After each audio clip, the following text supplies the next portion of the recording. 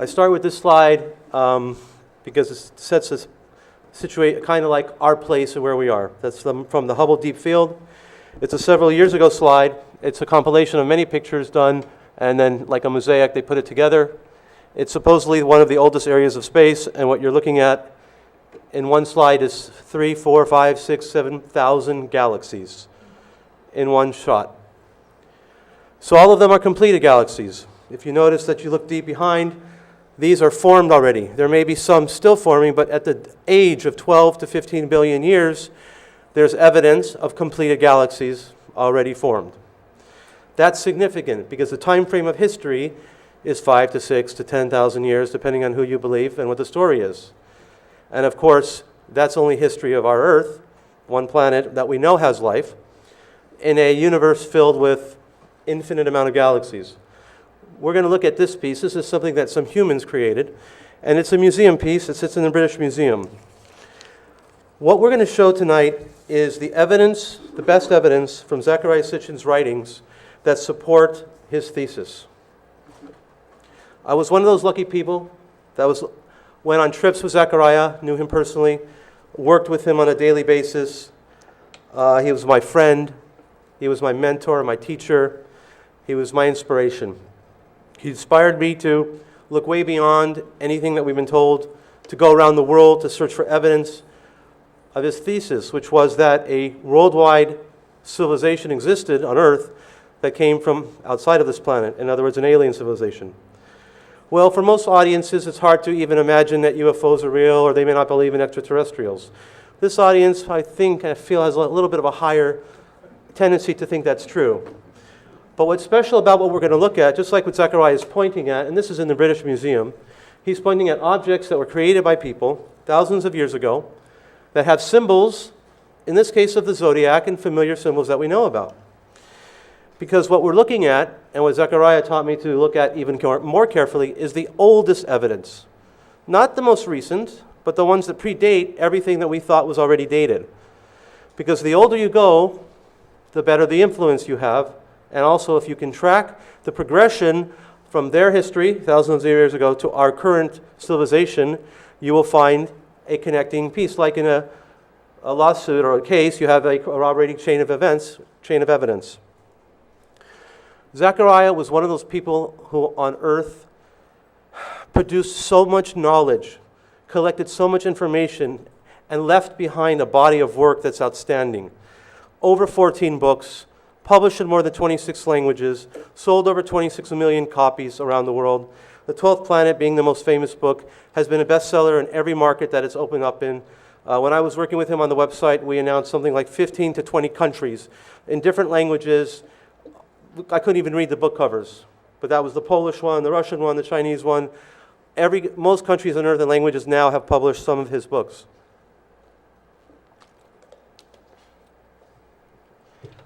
So a lot of people always ask me, how did Zecharia get started? He used to tell some very famous stories about being reprimanded at school when they were discussing chapter 6 in Genesis that says there was giants on the earth in those days. Of course, the word in giants in English was not correctly translated from the Hebrew word. So when Zecharia stood up and said to the teacher, hey, that word doesn't mean giants, that means fallen ones. And we're talking about the word nephilim, from the root nafal in Hebrew, which means to fall down.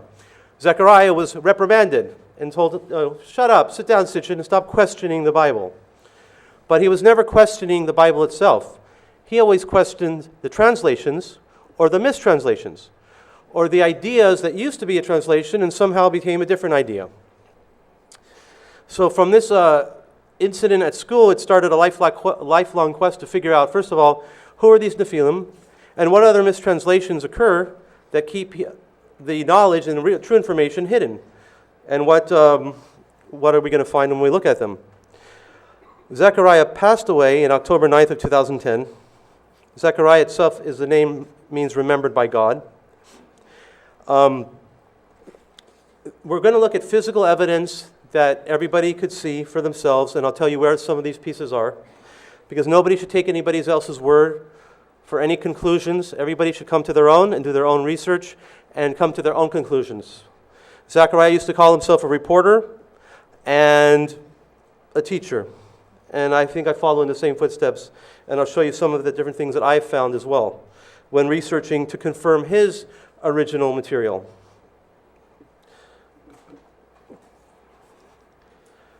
This is location Teotihuacan in Mexico City. I am on a pyramid called Pyramid of the Moon. Let me get this clear. Is that clear? Behind me is Pyramid of the Sun. They have a pyramid for every planet and an object for every planet that we have in our solar system, including little Pluto that's been kicked out recently. In this time era, when this facility would have been used, there would have been water filled through this whole system here and reflected up into the heavens. And at night, it would reflect the stars. Out of all the rolls of film, and I traveled with Zechariah to, Jen mentioned some of the countries, Mexico, Italy, Malta, but I also went to Egypt and Israel and other sites all over the country. One roll of film never came out, and that was photographed on top of this pyramid. This pyramid in Mexico, you climb on the outside of the pyramids. In Egypt, you can climb on the inside of the pyramids. Climbing up here was like losing your breath every step of the way. It's such a high elevation, you have to take a break. It is not easy. And I thought I was in good shape before I tried that. The significance is that Zechariah's thesis of a worldwide visitation on planet Earth, supported by ancient evidence, the most ancient possible, especially in writing, especially in picture forms, in drawings, and evidence left behind by scribes, by people who recorded knowledge and information, regardless of what their career was. I'm sure there were some artists there that were not scribes. But the scribe back in the old days was a very, very high position. If a king wanted to get out his information to the kingdom, and they must have spoken in the Persian kingdom, 10 to 12 languages. There had to be ways to communicate to all the subjects. And we will see some of them and how they achieved that. Along with the thesis that we had a worldwide occupation was that ancient man and mankind was helped by these beings and given knowledge and information on how to live and survive. Cultivation, farming, producing textiles, irrigation systems. There is a lot of information. We will see something in regards to beer. Yes, beer. The first occurrences of things that occur in the world, we're going to see much of. Now, we saw the picture of the amount of galaxies, and now we bring our story back to just one planet, our planet. What's funny is this is our planet right above the desolate moon. Now, it appears from here that the moon cannot hold vegetation, cannot support life, and that little blue speck up there is basically everything that we've ever known and heard about. More than 100 million species live on this speck of dust, which is 0.01 the mass of our solar system. Of course, 6 to 7 billion humans, everybody through history. This little blue planet is an amazing wonder of diversity. So then how much more diverse should the universe be? Back a few years ago, when the 100th exoplanet was found and discovered by scientists, astronomers. The exoplanet is a planet that orbits a star outside of our own. When they discovered the 100th exoplanet in the Milky Way galaxy, which, by the way, is a galaxy that is 100 light years across, it takes light 100,000 years to cross the long side of our galaxy. They found 100 planets. They then came to a theory. Oh, we now have a possibility of 5 billion Earths. Well, when the number went up to not just 100 planets, now we're at number 740-something or 830-something. It moves so fast that I forget. Now the calculations are something like 30 to 50 billion Earth-type planets just in this galaxy alone. So why is it so hard for the general population and the media and governments to admit that they have visited us? The problem arises in the fact that they visited us in the past. If they visit us now, it doesn't affect anything. But if you admit to visitation now, what happens then about the questions of the past? How much influence did these beings have on our civilization? We're going to look at some of that right now. Then the question is, then what rules, regulations, and sins, and good deeds and bad deeds, and ways of living, and dietary laws and behavior laws, which ones of those are influenced by humans, and which ones were influenced by other characters? And the way we look at the evidence and we weigh different type of evidence is this chart here, this slide here. The type of evidence that we're going to be looking at is type 1 or class 1 data. It's consistent and verifiable by others. It's predictable, it's scientific, there is something to study. You can see it and you may touch it. An example, what we're looking at, carvings, depictions, recordings, texts. If something was dug up by a university professor, put into a museum, it's type 1 evidence. There's something physically real. Well, guess what? After that, there's nothing else that's type 1. Type 2 is multiple witness testimony, but there's no physical evidence left to study. Shooting star is the example that I use. Everybody sees that we saw a meteor shower here the last few days. You can see the meteor showers. It's not, of course it's true, but there's nothing left to study. That would be type 2, multiple witnesses. Now, type 2, for example, would not be a car accident with multiple witnesses because there would be streaks on the ground and evidence of tire marks and impact places. So that would take us back to type 1. Type 3 is a single person experience. Unfortunately, a single person experience doesn't mean that it's incorrect. It just means that it's that one person's view. It's something that was true for them. Unfortunately, in the area of UFOs, the class 3 data is a predominant way of viewing the contact experience situation, and that's what the problem is. If there's nothing to study, there isn't anything to study. All it is an interview. This is what happened to me. This is what I believe. Okay, I believe you, but what are we going to do now? You can't change the whole planet based on the story of somebody that has nothing to support. And then you have lack of data. In other words, number 4 is, I've never seen it, therefore it doesn't exist. I've never seen my car upside down, but on the news I've seen tornadoes and hurricanes and I've seen things flipped around. But a lot of people in the general population, if they've never seen a UFO, well, of course they don't believe it's true. And so how 40 million people may have seen something, but somebody else says, well, I don't care about those 40 million. I didn't see it. So that's evidence it's a lack of data. You can't study a lack of data. There isn't anything to study. The 5th one is intuition, a non-specific feeling. Okay, there's some gamblers out there. There's some lottery players out there in the audience. Some of you know how you feel it. When I was a stockbroker, I could sometimes literally feel the way a stock would move. People that trade, sometimes in Vegas, you can feel the cards or the wheel. It happens. You think of somebody that you haven't thought of for a long time, and who calls you? That person. Now, who thought of who first? I still haven't figured that one out yet. But I do test that out all the time on old friends to see who'll call me when I think about them. It's usually about 50% accurate. So there is an intuition that's real, and that's a real form of data. But what we're going to be studying, and the reason why Zechariah's information was so unique and special, and he had to take people all around the world to see the evidence of his worldwide thesis and visitation of an ancient culture, or a predecessor. This is a slide called the Clay Tablet Library. This sits in a museum in Turkey. It was taken by my mother-in-law. And this is the kind of evidence that is the stories, the texts, the descriptions in a text form, the writings. Based on how old the writings are, we're going to see how old an object is. These are literally a library shelf in a museum, but it used to be, let's say, in the king's palace. One of the kings, Ashurbanipal, used to boast that he could read the language from before the flood. The Sumerians created the first libraries, and the kings used to cherish their libraries. There's a famous story of Cleopatra crying when her library of Alexandria, Egypt, was burned. That was true. Egypt contained some or most of the knowledge of the world up to that time. At the front of the library shelf was a tablet that said, this is what's on this shelf. It was an index card.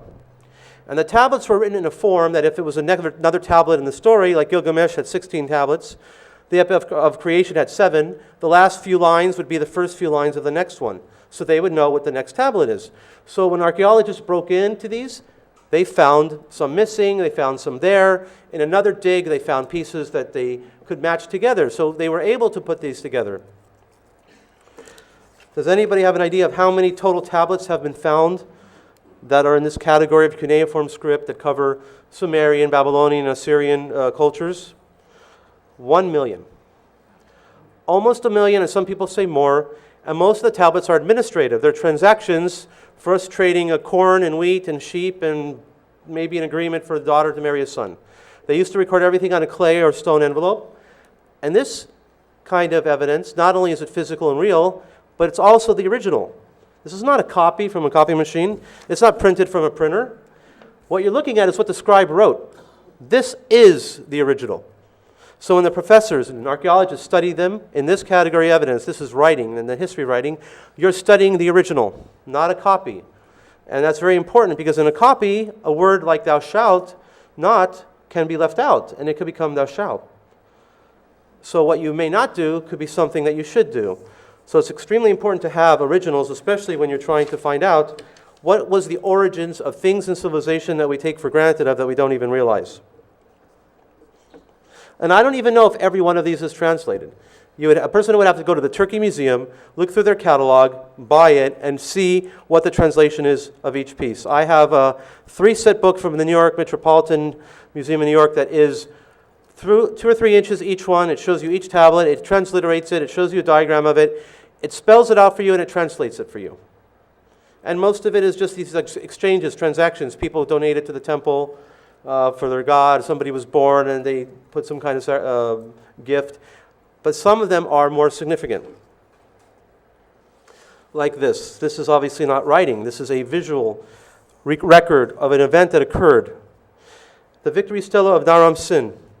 It's from the year of 2300 BC. Now we're 2000 AD. This is 2300 BC. That's 4,300 years ago. The king of Acadia, Naram Sin, is right here. He is leading a group of people. Now, one thing that's interesting about Naram Sin is that he's wearing a horned hat.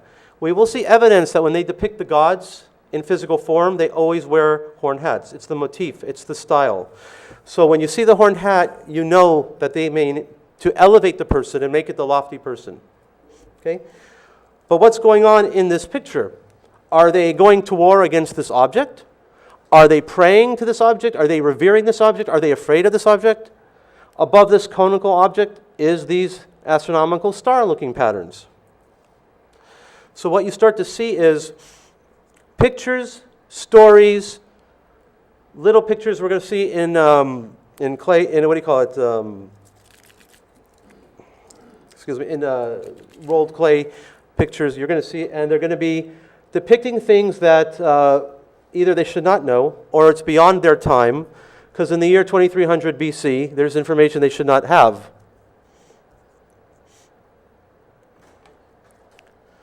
Okay, this starts a timeline. Now, this is a common timeline that is actually not very common. This is from the museum in Malta when I went with Zechariah, and what was interesting about this is most historians are going to tell you that the pyramids are the oldest structures on Earth, and the ziggurat of Ur is one of the oldest, but not on Malta. They believe they have the oldest. They believe that their temples are 3600 BC, and that's the date that they believe the Great Flood occurred, which also flooded the Mediterranean, the one that we know of from the Bible, from the Great Flood of Noah, which is written about in every ancient culture. So they have the pyramids here of 2500. 2000 BC, they have Stonehenge. They have Acropolis of Athens, the Great Wall of China, the Colosseum of Rome, 70 AD. Now, the time frame of us is 2000 AD.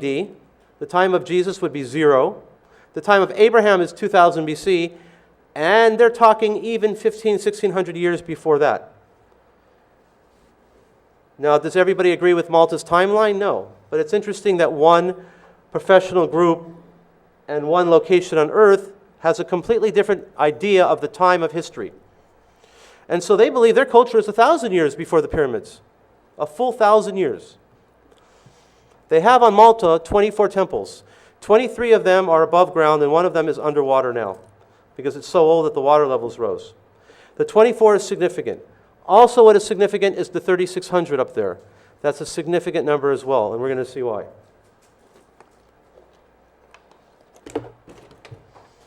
Okay, now we're looking at what the Sumerian people look like.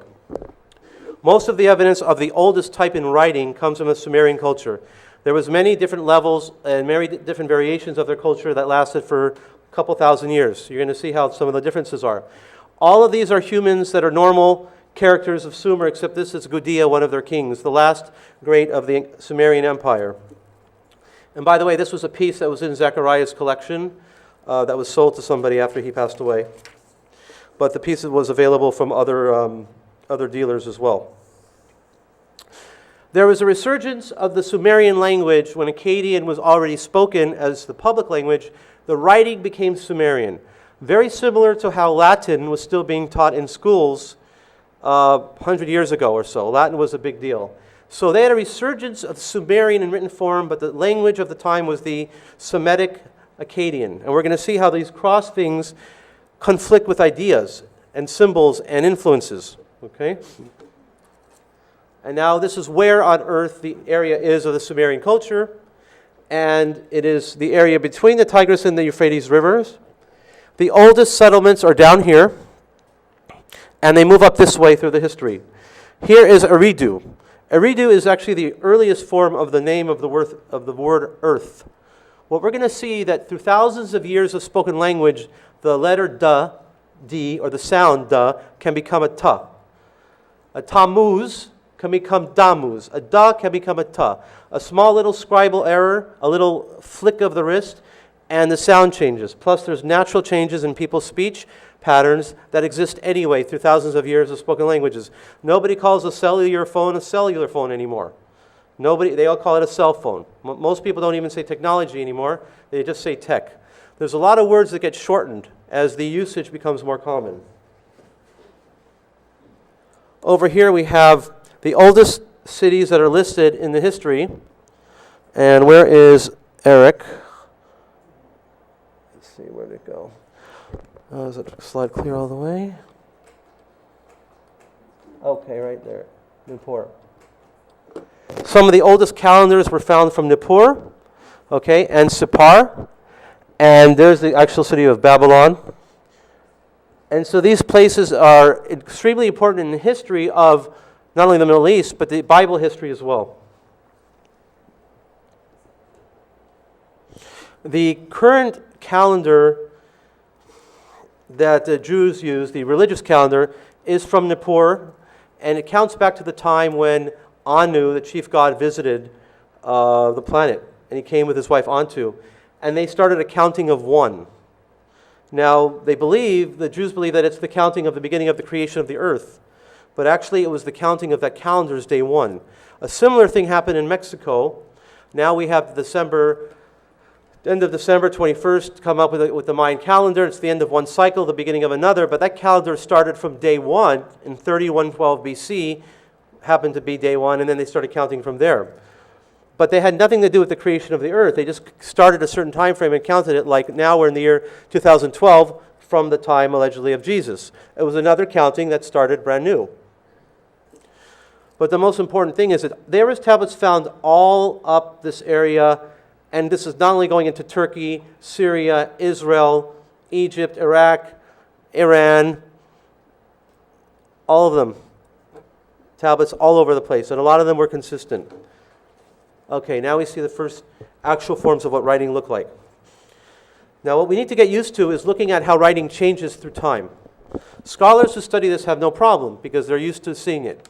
What we're used to seeing is something like Shakespeare in school that we can barely understand now. Shakespeare wasn't around that long ago. I still can't understand it.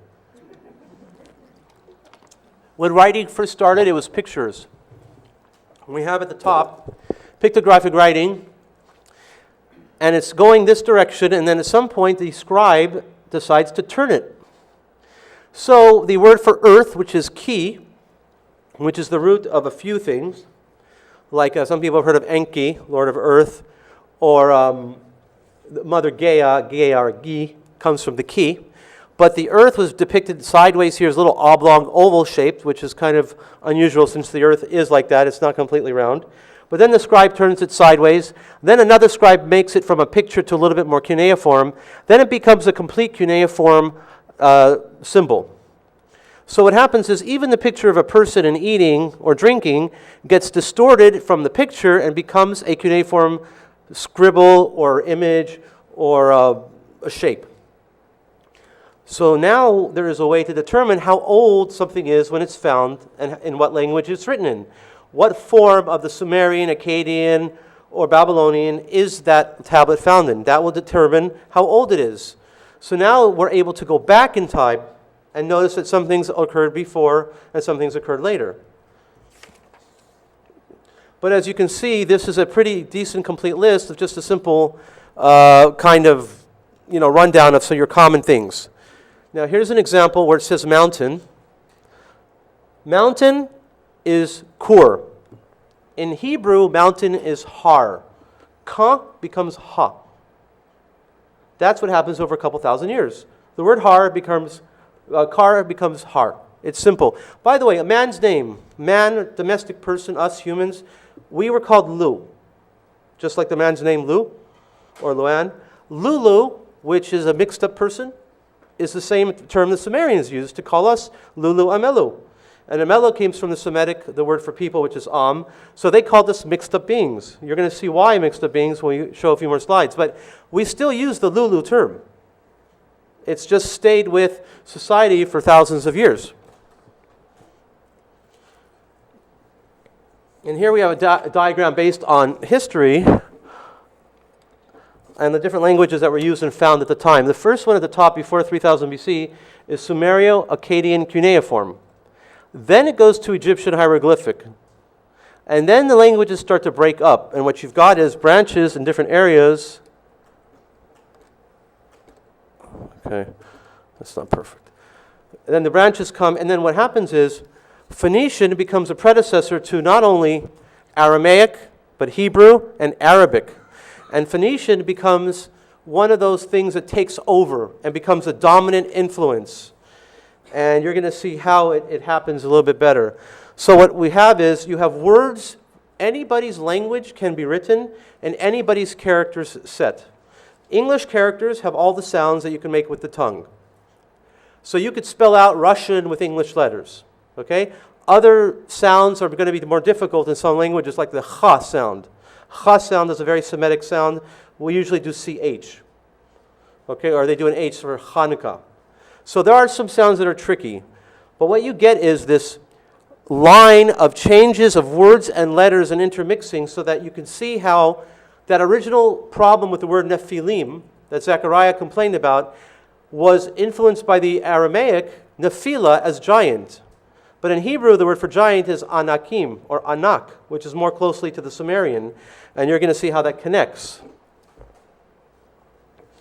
And now we have the view of the Semitic languages. Okay. We're all used to alpha, beta, gamma, delta. That's really Aleph, Bet, Gimel, Daled. That's the name that the Phoenicians called it. The picture of the letters, this Phoenician pictures, that's actually ancient Hebrew. That's Hebrew script that's found, let's say, in the Sinai. Okay. Then the scribes later on changed it to a more printable Hebrew. And then the Arabs made a different little version, but the sounds are the same. Again, if anybody's heard the difference between Arabic and Hebrew, there's a lot of differences, but you can make it out. Like, some of the, not Italian, Spanish and Portuguese. Very similar, not exact.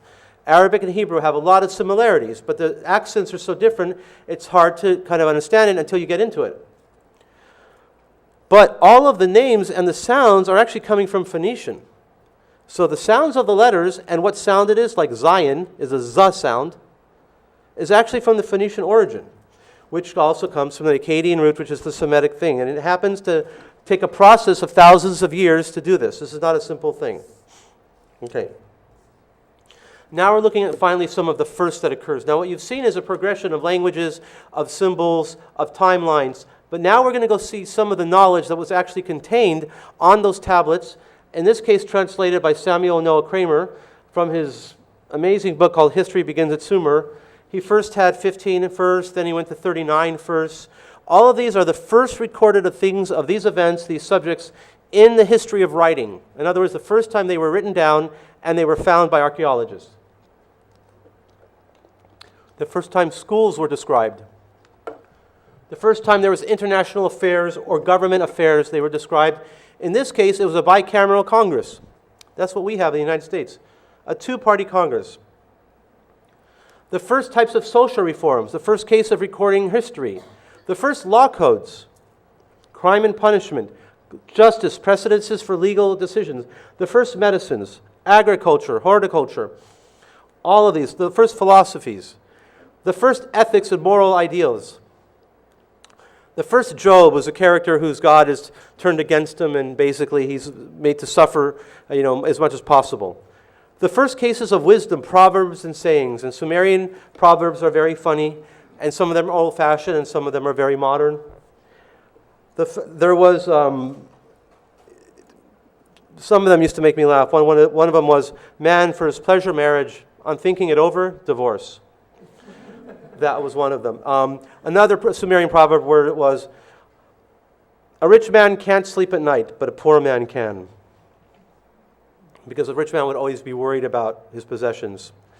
And they covered, a lot of things that are just seemed old-fashioned and kind of unusual nowadays. Okay, now, for what affects us most today in our culture on a daily basis. The first biblical parallels, the stories of paradise, the first stories of floods, the first stories of resurrection. None of these are new stories. In any culture or religion that exists today, none of those stories are original. The man's first heroic age, first library catalogs, which I mentioned, first destruction and deliverances, the first messiahs.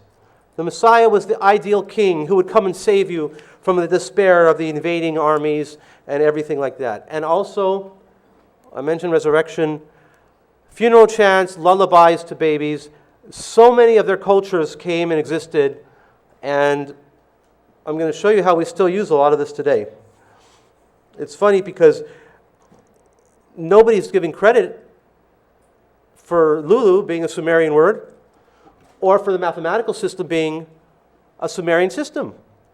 Now, usually what I do on the slide is, this is our base 10 system. We have 10 fingers and 10 toes, so it makes sense we use base 10. They didn't. They used sexagesimal. They multiplied 10 times 6 times 10 times 6. They also multiplied 6s times 2s. It seems to be a little bit weird, but guess what? It is what we use today. Degrees in a circle is 360 degrees. That's 60 times 6. 6 times 10 is 60 times 6 is 360. The Sumerians invented the 360-degree circle. When you buy bagels or donuts, how many do you buy? A dozen? How many people know how to tell the baker you want a group of 10? What's called a group of 10? The baker's never heard it before. It's a deca. Oh yeah, tell him you want a deca. He'll know what you're talking about. How many months in a calendar year? It's 12, which is 2 times 6. How many Olympian gods? How many tribes of Israel? How many disciples of Jesus? How many zodiacal ages? It's all 12. It's all 2 times 6. All of that stuff comes from the Sumerians' way of looking at the sky and looking at time. And we're going to see more incredible stuff, yet we still use it today. 24 hours in a day, it's 4 times 6. But in the old days, they were double hours. They changed at some point. Double hours was the easier method in the ancient days of telling somebody when to pray. The morning prayer was done in the first double hour of the day. Then you skipped the double hour, and the middle one was done in the third, and then there was another one near the end. At some point, they changed it to 24. But when you're looking at the old texts, you can see that they're describing double hours, which was, again, based on sexagesimal. So it's mathematics that doesn't make sense. If you're learning mathematics from a civilization that's growing up, from being a baby young, and it grows up at a progression, you would probably use base 10. This is a description of precession. Precession of the equinox is when the Earth's axis wobbles. And that wobbling creates several things. First of all, it creates the zodiacal ages. The fact that our axis is tilted helps create the seasons. Also, it creates the animals that were used in each zodiacal age. The amount of years of one zodiacal precession is 25,920 years. Every zodiac age is 2,160 years times 12. That's important because they had ways of describing the sky, and in those time frames, there were certain changeovers of gods, and they went to war based on these alleged changes in the sky, which should have created changes on the ground. And humans were brought into these battles and fights depending on what side they were on. And, well, we basically were led around by these kings and god beings based on movements of the heavens.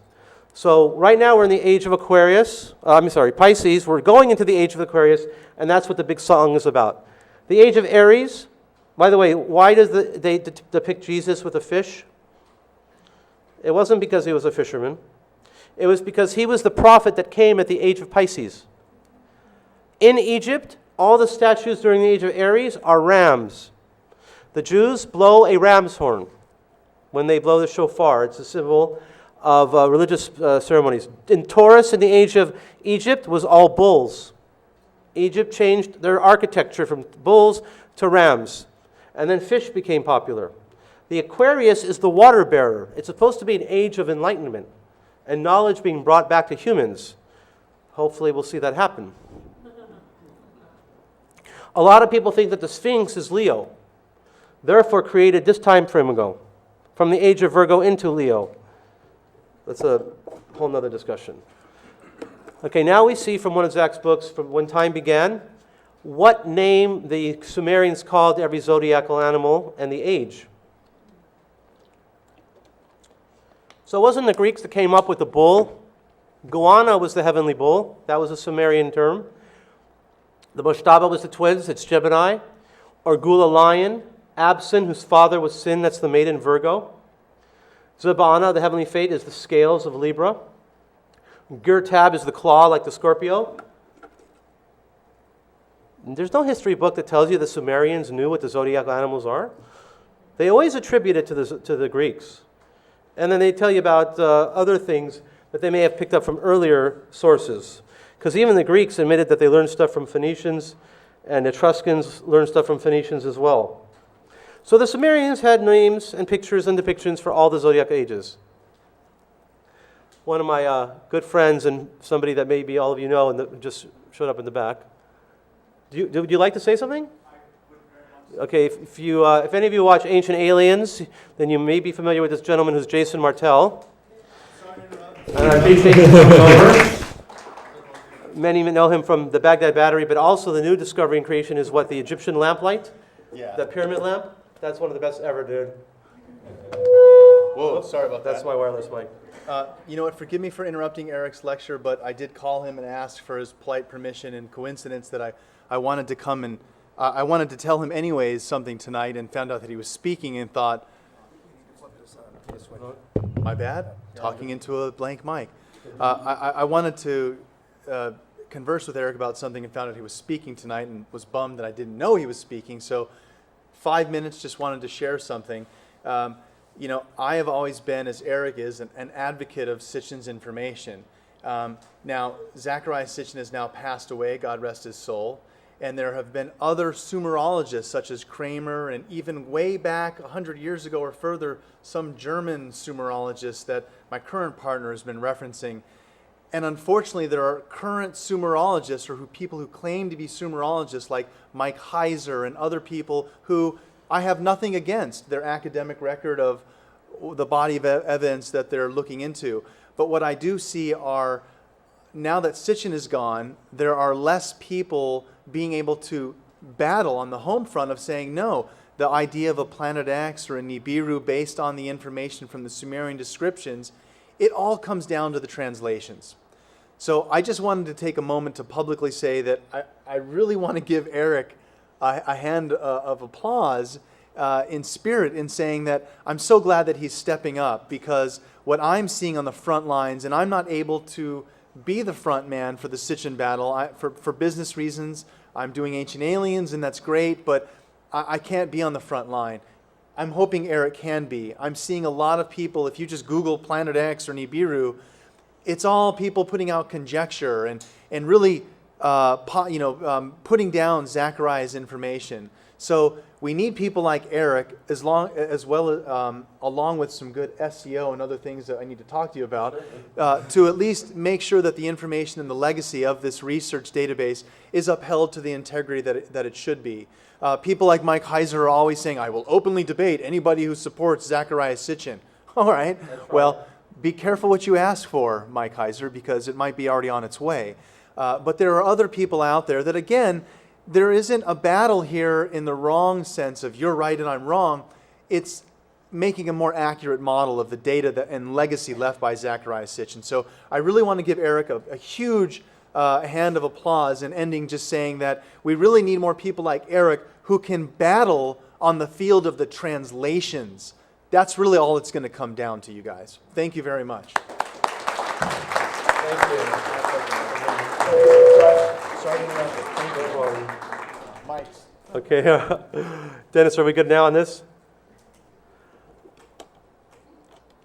Okay, good. Now that Jason woke us up again, I'm going to blow you guys away with something that should not exist on planet Earth. This tablet, this translation, these numbers should not exist on planet Earth until the 1900s, let's say. Because what you find here, this was translated by Professor H.B. Helprecht, this is in the University of Philadelphia's museum, is a number tablet scale, and I only have one picture of what is multiple pictures of calculations. But let me first bring your attention to the calculation that's at the beginning. What they're doing is calculating a gigantic number, 195 trillion, 955 billion, 200 million, and they're breaking that number down to the lowest common denominator. Can anybody tell me why in the year 4000 BC anybody's dealing with trillions? Is there some future prophet out there predicting how much the U.S. national debt is going to be? I think it's going to be 195 trillion.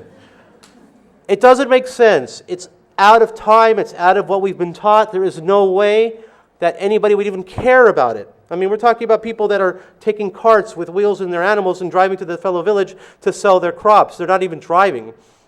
And these people are calculating numbers that are astronomical, beyond their era, beyond their knowledge level, and they're breaking it down to the lowest possible number. And that's not the only one they do. They love this number here, 12,960,000. Now, I brought my special calculator for this. Solar powered. It won't survive as long as the tablet over there. 12,960,000 is another one of their starting numbers. When they break that number down, they get the actual number of years of precession right here. Because this number, 12,960 divided by 500 cycles, is how many precessional cycles there are in this number. How the heck could they know that? Who could have calculated the amount of precession times 500 cycles that long ago? It doesn't make sense. Also, when you divide this number down by 20, you're going to get the amount of 3,600. How many orbits of this so-called 10th planet, planet Nibiru, will appear? How many times it'll orbit in that same number cycle? A lot of stuff that was left behind was left to give us a message. And the kings never claimed that they created this by themselves. The kings went to war. They claimed victory. The priests were there. But they said all that we learned from our gods. And these gods were called Anunnaki. Anu from heaven, Na, they came to Ki, earth. Anunnaki, those who from heaven to earth came. Very similar to the words in Hebrew, which Anakim means giant. Anunnaki is the same consonants. Remember, we're talking about accent changes and spoken word meaning. The spoken word has changed over thousands of years. But if you listen to the consonants and not the vowels, you will hear it. Lord Enki is Anak or Anaki, gigantic. That word Nephilim, that meant fallen ones, from the Aramaic Nephilim, giants, came from the Anunnaki, those who from heaven to earth came down.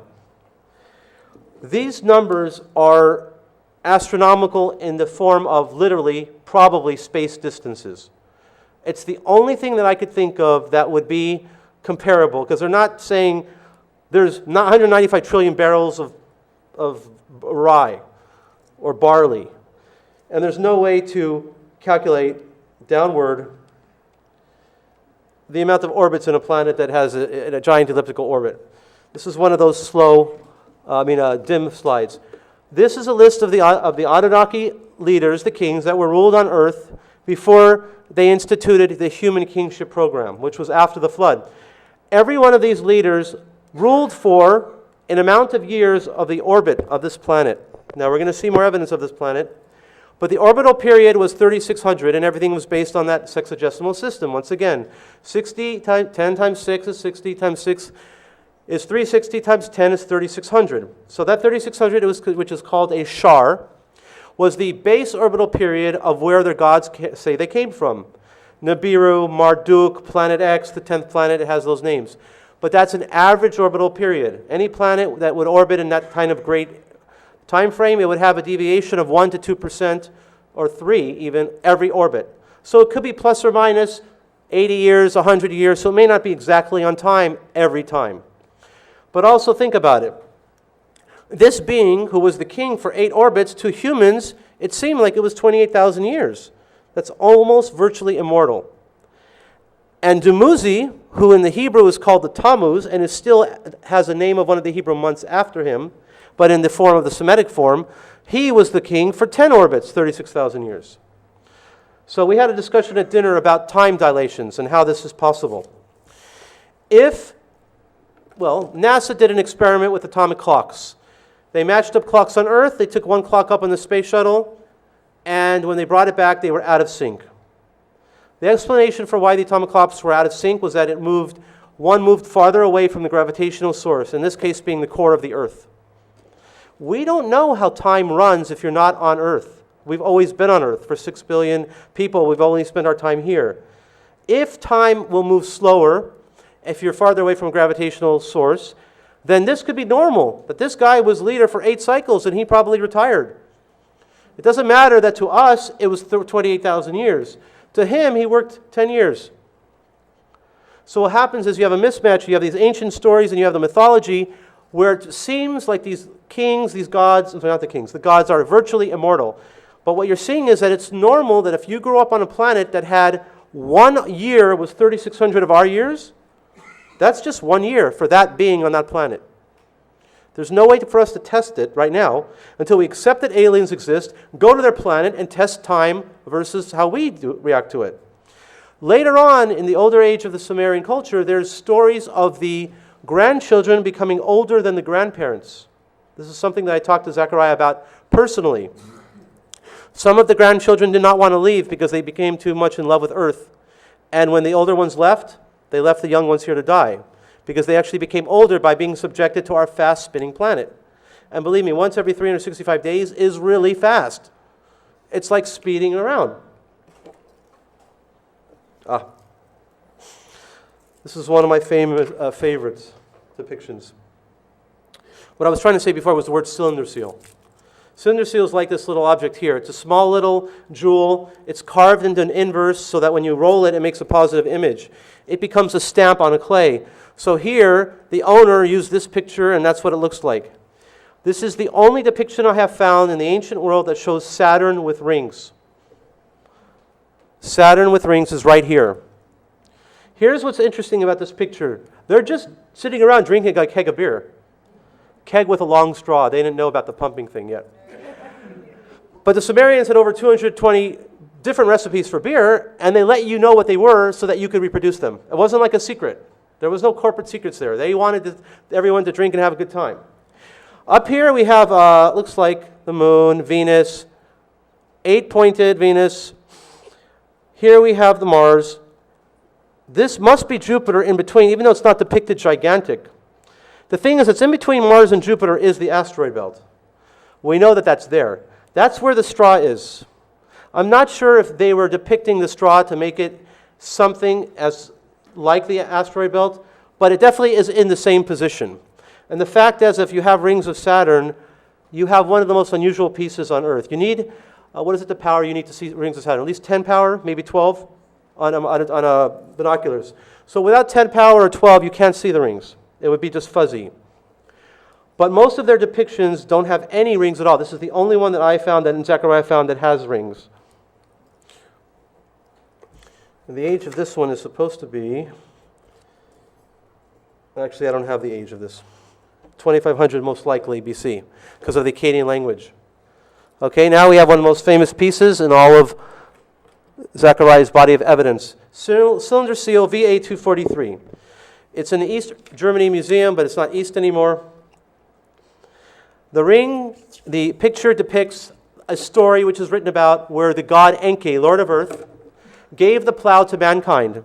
This is Enki. Notice the hat. He's got the horned hat. He's sitting down, and there's the plow. If you notice the hands over here, it's like this. The hands are in the form of giving. So Enki is giving the plow to mankind. Now we know how old this is because the owner is over here. So the age of this is 2300 BC. It's from Acadia. 2500 BC, sorry. How tall, first of all, would Enki be if he stood up? He would definitely be up there. Ancient Aliens has done a little graphic where Enki stands up and he's this tall.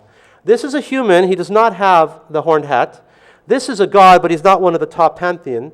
So he's an Anunnaki, but he's not of the ruling council. But of course, since the story exists and they're making the picture and the scribe is like, what am I going to put up in that little part between them? What should I put up there? Okay, how about I put up the depiction of a solar system? Or wait,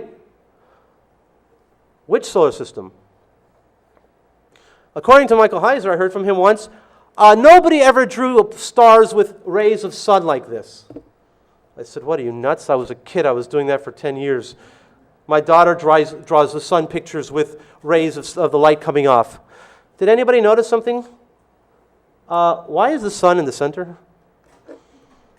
This is 2500 BC. It's 4,500 years ago. Was anybody told that the ancients knew the sun was in the center of the solar system?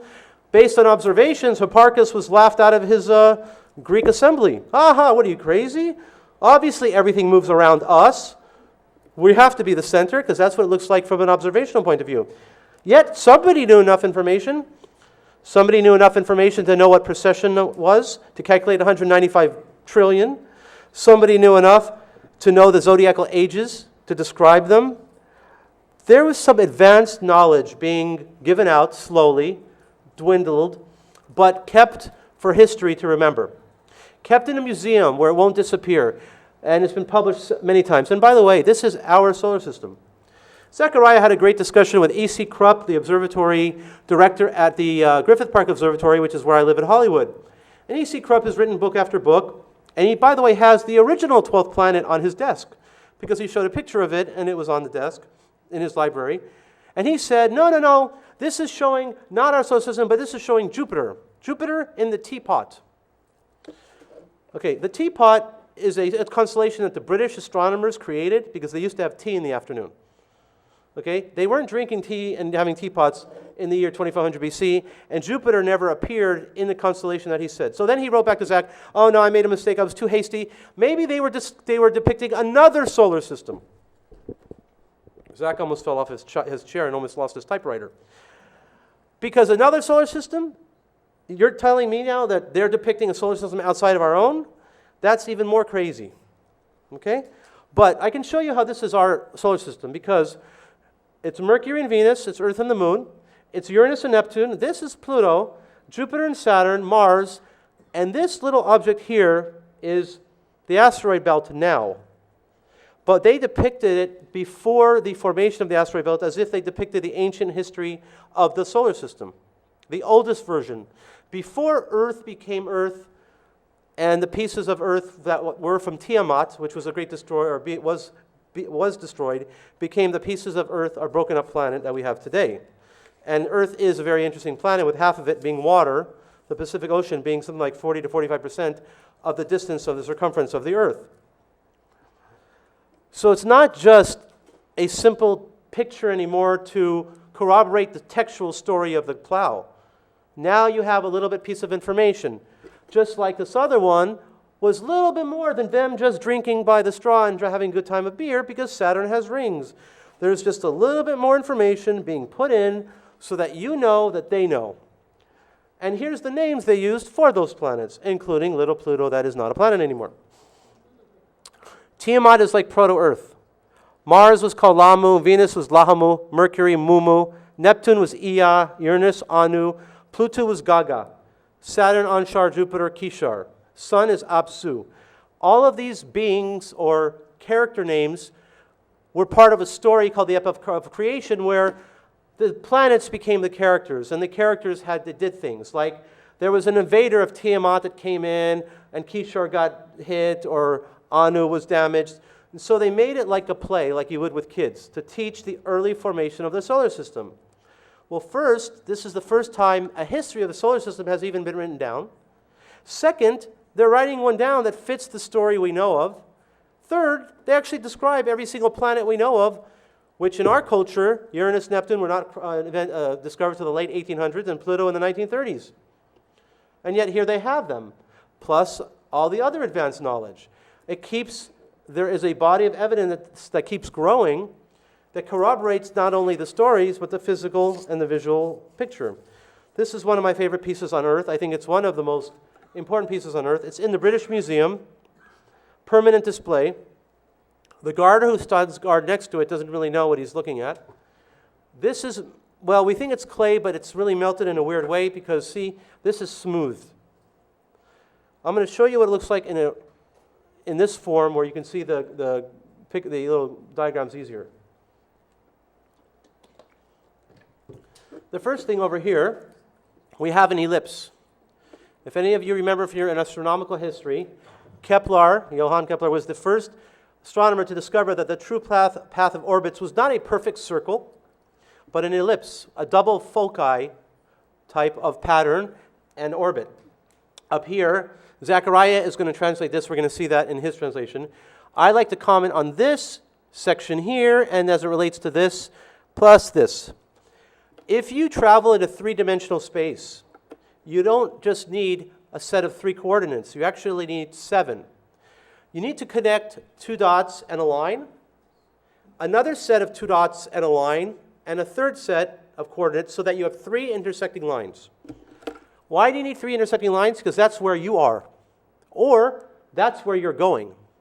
You see, you could be here going to where those 3 intercept, or you could be at the 3 interceptions going to where you want to go. So this piece on Earth actually shows a map of people coming to planet Earth.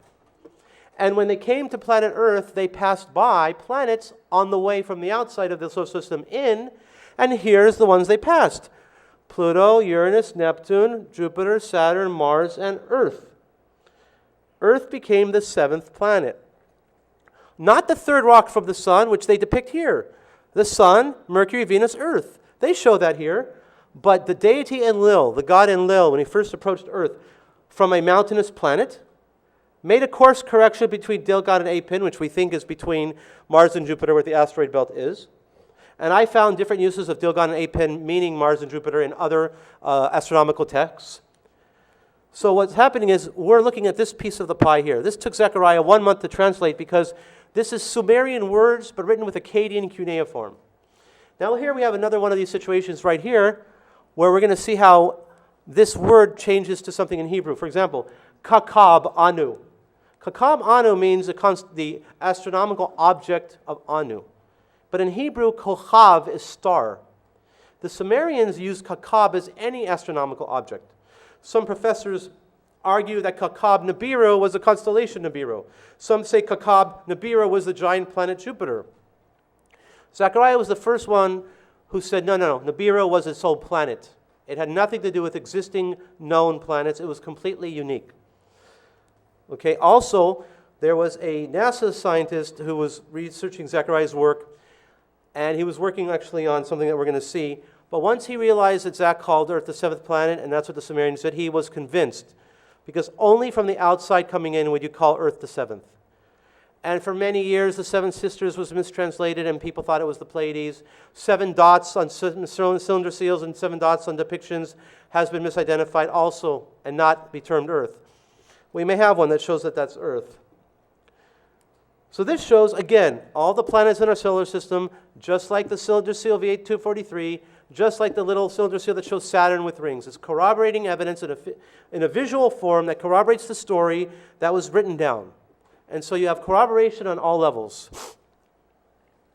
And since it's a worldwide occupation, we also have a different country that has a very interesting depiction. I'll let you guys kind of look at that for a second. I'll point out that there's something above ground and something below ground. This is from Zechariah's book. Well, he had it in all of them, the 12th planet. I went to see the original. I went to see the original in the University of Pennsylvania, Philadelphia's research library, the library where all the professors put their publications out. I've seen the original from 1908 to 1910. It looks just like this. Zechariah did not add anything to this. I've also seen the original picture of what it looks like now on the actual wall. And of course, it's dimmed and the colors are not strong. But let me show you what you're looking at here. Now, what I'm reporting to you, I'm going to show you what I observe. I'm not going to tell you what I think it is. What I observe is something above ground and something below ground. I observe that this above ground chamber, this conical object, looks like what Naram Sin had in his picture that all those people were revering or at least looking at. A conical object.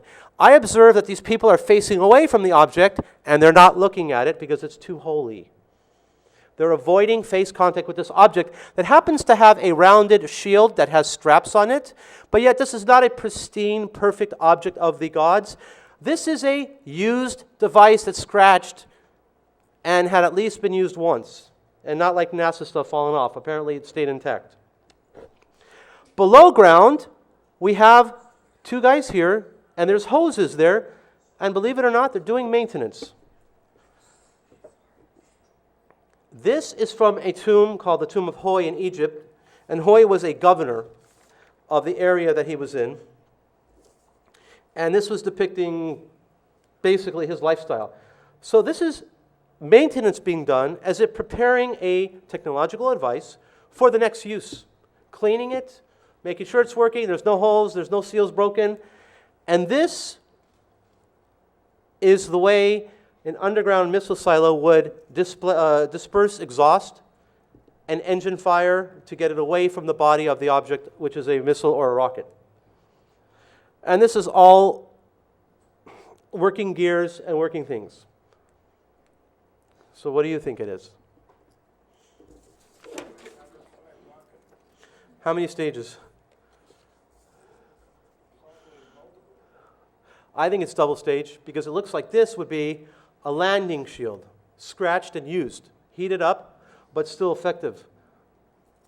You see, the thing is, if this was the only one like this, again, it's a unique piece, but the problem is, when you have a worldwide civilization and worldwide record keeping, you will find stuff in other places. So now you saw a picture. This is what we describe as a rocket launch, okay? The space shuttle, fire, smoke, loud. It's the loudest man-made sounds on Earth, they say.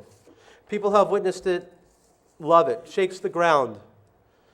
So I would expect that if there was really rockets, if that's true in the ancient world, I would expect to see a textual description of a rocket launch or landing. This is one we're familiar with. This is one that's just static, so there's no words to describe it. And now we have a line from Gilgamesh, the oldest literary tale. Column 9. Gilgamesh was 16 tablets long. All 16 have been found in at least 3 different languages. Okay? Gilgamesh is talking to his friend Enkidu. Gilgamesh was woken up. Why am I awake? Did you pass by me? My limbs are paralyzed. He can't even move. The heavens cried out and earth roared. Daylight vanished and darkness issued forth. Lightning flashed. Fire broke out. Clouds swelled. It rained death. The glow disappeared. The fire went out, and all that had fallen turned to ashes. So I was thinking about, wow, that sounds a lot like this, but is it in the right order? I mean, could it have been translated so correctly? First, he describes the sound and the earth crying out. Becomes dark. Lightning flashed, the fire broke out as it's moving out of his vicinity. Then the clouds, and it's raining death, and who knows, what's inside the exhaust, if it's safe or not. The glow disappeared, the fire went out, and all turned to ashes. Actually, it is in the correct order. The correct order, if you witness a rocket launch and described it, would be in the same order that Gilgamesh wrote it down, or whoever the scribe was that recorded it. It's not out of order. It fits the order of events. It's a story that's written that matches a picture that's found, that matches another piece that shows that there's advanced knowledge, advanced beings, and advanced technology being used on Earth, but in the oldest part of our history, before the modern age, the oldest age. So it was able to influence what came later. That's what's so special about this. Gilgamesh is where you find the story of the flood. Gilgamesh is where you find the story of him losing his everlasting life because the plant that he was supposed to get was taken away by a snake. Yeah. In Gilgamesh, you get resurrection, Savior, living forever. I mean, you get so many of the themes that we know about. So then led me to another thought. Okay, come on. I must be crazy. Everybody must be crazy. There's no way there's rockets in the olden days. How are you going to launch rockets? We build these trusses. NASA rolls it out at 2 miles an hour. By the way, in September, we're going to have the space shuttle land at LAX, and it's going to roll to the California Science Center. Everybody stay away from the freeways because the space shuttle is going to move at 2 miles an hour. I'm serious. Maybe 1. Okay, don't answer this. Does anybody think that this is a big rock? A big stone? Come on, I think I better one minute. Is it one person? Is it a big rock? Okay, thank you. I felt pretty small next to it. I was sitting next to this is on Malta. This is from the temple, I think it's called Gigantea. And I'm thinking, what the heck is a person doing, our size, humans, building with stones that are this big? Why can't they just use these little ones? Or these? They're so easy. Why do they have to build these big ones? What's the deal? Why are you going to make your life so hard? That's not a small stone. This is the biggest cut stone in the world, Baalbek, Lebanon. And you're going to see in the picture, hopefully, I did not forget to put that slide in, of how this is in place a mile and a half away, not at the bottom. No.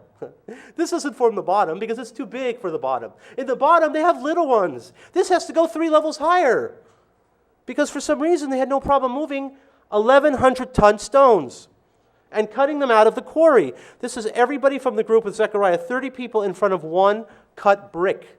That's a brick, like kids play with bricks. Imagine you had these bricks at home. You wouldn't want your kids to play with those. In place, they are up here. One level is these 3 sets of smaller stones. This is medium size, and this is the trilliton. Okay. Why? How old? First of all, the people of the area have always had the history of this being there. There was never a time when they didn't have it. So as far as their storytelling goes, it's been there, always the gods built it.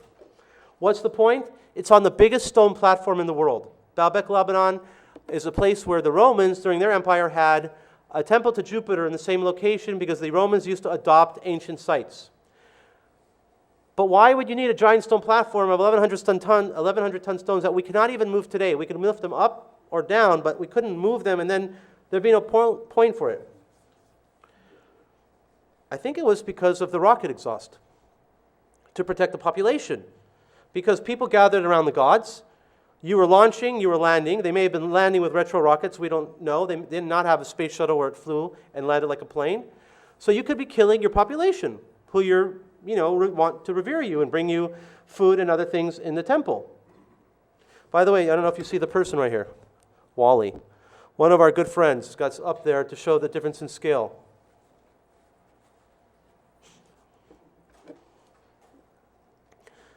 And once again, a depiction shows up again.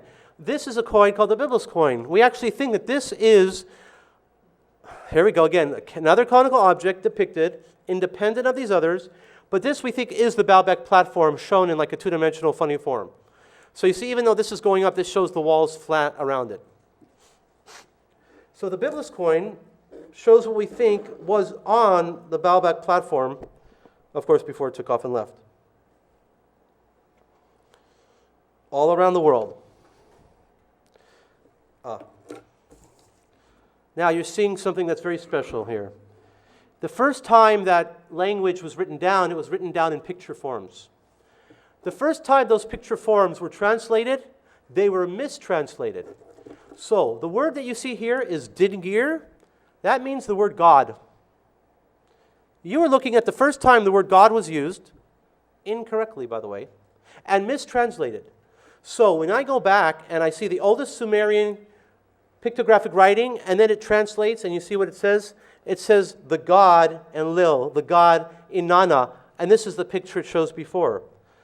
For some reason, the god picture was mixed up with a 2-stage rocket ship picture.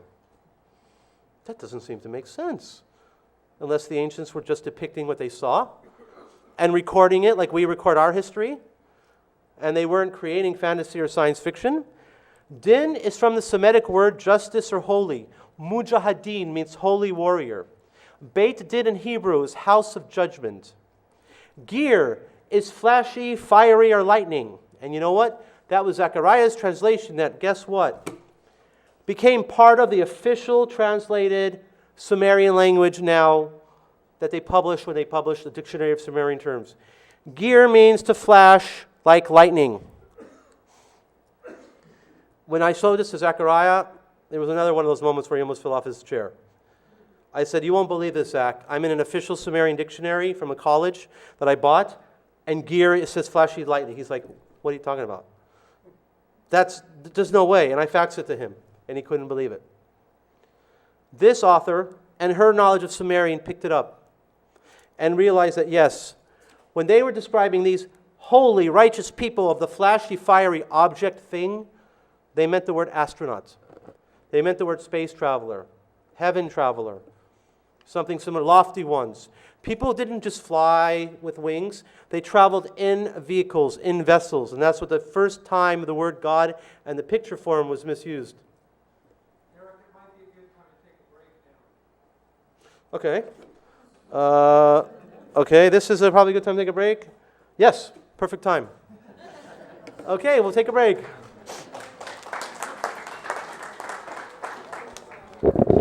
Okay, we're going to take a 15-minute break and then be back here for the finishing of the program.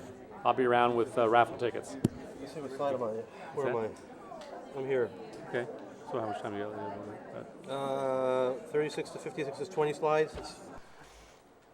This leads into the whole progression of how these terms and words change through history and from one culture to the next, based on language and based on usage. And what you'll see here is that it becomes a play on words, it becomes mistranslated, it becomes concept ideas that get a little bit, twisted slightly. In Sumerian, Dingir meant the righteous one of the gear, righteous ones of the sky chambers, what we would call astronauts. Mistranslated right away by the Assyrians and Babylonians to the words Ilu, Ilani, or Aluti.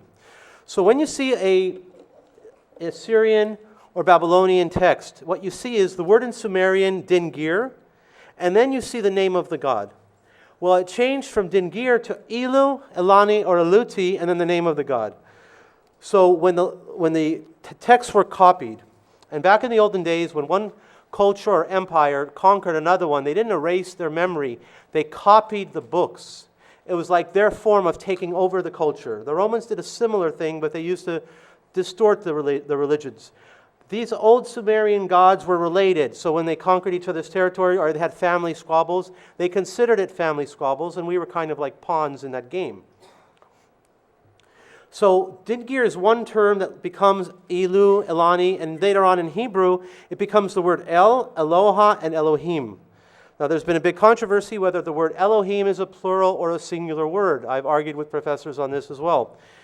There's already two forms of the singular word God in the word Elohim. In Hebrew, Im, like the Semitic, makes it plural, but you have El already, and then you have Eloha. Both means God, singular. And then you have Elohim. Later on, we have characters that are called B'nai HaElohim, again in plural in Hebrews, children of the gods, referring to beings that were hybrids, children of gods, or the Anunnaki, and the daughters of men, human females. These are some of the demigods and ancient people in the ancient texts in the Bible that lived 700 and 800 years old, Methuselah being the oldest one. There's other terms in Sumerian for the gods who came down from above, Anunnaki, and then there's this term Igigi. The Anunnaki were the ruling class. They were the command officers. The Igigi were the rank and file subscripts or, whatever. They didn't have rank yet. Igigi actually means those who observed and see. Again, another switch into Hebrew. The word for eye and to see in Hebrew is ear or iri. Igi became iri. The G became an R sound. So Igi is to see. In Hebrew, iri is to see.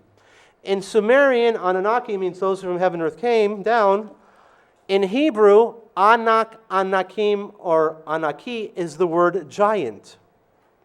The word Enki is the same as saying Anaki. Forget about the vowels.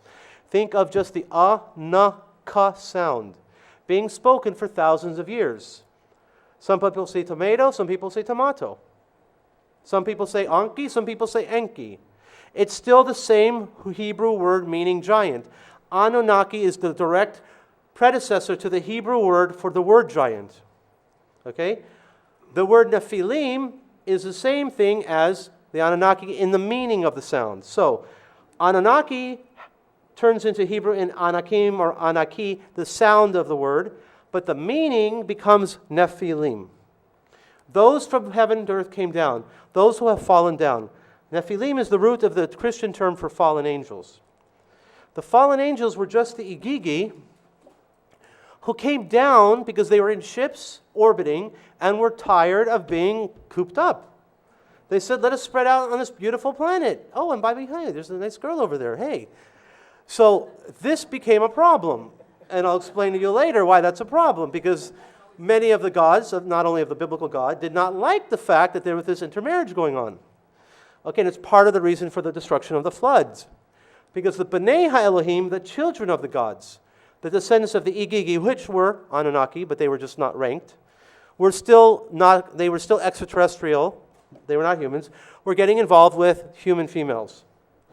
Their modern term in Hebrew for ghost is Rephaim. And Rephaim is also a term that they use to describe that character Og, king of Bashan, that King David fought. And he fought in a slingshot, and there's a famous story how he fought. Well, guess what? Og was called a Goliath. Anybody heard the word Goliath? You're speaking Sumerian again. Goliath is the word Goliath. It means great man. The term that we still use today, Goliath, which still means a great man or a great stature, is a Sumerian word Goliath. And by the way, I forgot to mention that when you say like Eden, like Garden of Eden, E is house in Sumerian, and Din is judgment. So the Garden of Eden is like where the gods lived. It was a precinct called the House of the Holy One. In Hebrew, the word Eden became Beit Din, house of judgment or justice. So when you say Eden and you mean Garden of Eden, that's a Sumerian word that's still existing today, just like Lulu, just like Goliath, and just like a whole bunch of other terms, they still exist in usage today. Why did these characters come down and why were we created and what happened? Okay. This is from the Bible Land Museum, seal 377 in Jerusalem. This was found in Israel. And this is a cylinder seal rolled where these characters that are Anunnaki have their hands thrown up. But this is not them depicting building the Tower of Babel. This is them depicting the story of how the rank and file Igigi protested. They went on strike. They said, we're not going to be working anymore. We're not working in the mines. We didn't come here to get dirty and get sweaty and work. We were supposed to be space crew, orbital crew. We were supposed to have rank and file and become officers. They thought there was a career path. They were told to do the grunt work. So literally there was an argument in the council of what are we going to do? These guys were protesting around Enlil's house, causing him to be up at night, making noises. The work wasn't being done. When I was in Israel, I talked to Joan Westenholz, who was one of the directors, that was arguing with the museums, the writers of their books, to retranslate what the meaning of this seal is. Notice it says God's building a tower. Well, look how small the tower is. It's not much of a tower. So it actually depicts, and she was one of the proponents of the story of them going on strike. So why were humans created in the first place? Because the Igigi went on strike and didn't want to do the work. So they had a council meeting. And they came to a declaration. Hopefully it's clear. Right? There. Okay. The top of it. This is from Atrahasis. Again, this version is an Akkadian version. Atrahasis. And let men bear the load of the gods. They called up the goddess and asked her. Here she's called Mami. You know what that is? Mommy. Without the A being distorted. Mommy is another Sumerian invention, the word itself. Create a mortal that he may bear the yoke. Let him bear the yoke, the work of Enlil. Let him bear the work of the gods. Nintu, who's also called Ninti, is Lady of Life, which also means Lady of the Rib, because there's also another stretch in the Hebrew word where when it said that Eve was created from the rib of Adam, well, that's a play on Ninti's name, being the Lady of the Rib, the Lady of Life. And these things keep crisscrossing. And then we get down to here to the story. Now remember, this is not the biblical story, but what we're having here is the story of Ninti is going to mix clay with flesh and blood, and a god and a man will be mixed together in clay. Let hear the drum beat forever after. Let a ghost come into existence from the god's flesh. Well, that's an interesting term. That's the same term in the Bible where it says, let the breath of life was breathed into man by God. And then we have a little bit more, another double line. The ghost, so not forget the slain god, who was Dumuzi. The great Anunnaki who signs the fates. Ninti mixed clay with flesh and blood. Now, how are we created in the Bible? Well, In the Bible, we were created in, let's make man in our image and our likeness. Again, it's in a plural setting. There's somebody speaking to a group, like a council. Okay?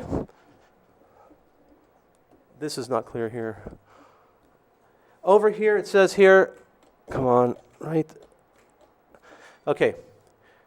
And the trees of the field were not yet on the earth, and the herb of the field is not yet sprouted, and God sent rain upon the earth, and there was no work in soil. It says here, God formed man out of dust from the ground. We just had the word dust here. Clay, dust, flesh, and blood is the same term in Hebrew.